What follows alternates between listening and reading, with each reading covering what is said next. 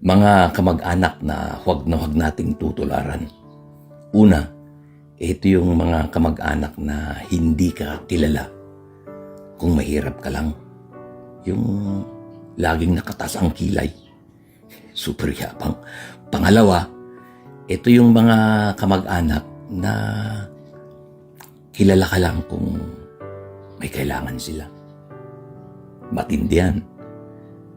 Pangatlo, ito naman yung mga kamag-anak na kapag umaangat ka, hinihila ka pababa. Yung bang ayaw kanilang makita na nagpo-progreso ka. Crab mentality ang tawag dyan eh. Gusto pantay-pantay tayong lahat. Mahirap tayong lahat. Ayaw nilang nagiging successful ka. Delikado yung ganyang ugali. Pang-apat, ito yung mga kamag-anak na may kasakiman. Hanggang mana gusto sa kanila lahat. Kukwak amin, pati kwam, kukwak mo't lang. Kung may hatian, laging gusto siya yung nakakalamang. Hindi lahat ng bunso ganyan. Pang-lima, ito naman yung mga kamag-anak na mapanghusga. Judgmental ba? Yung lahat na lang pinupuna.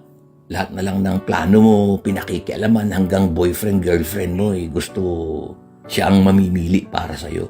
Pang-anim, ito yung mga kamag-anak na plastic. Yung parang orokan, yung makakapal.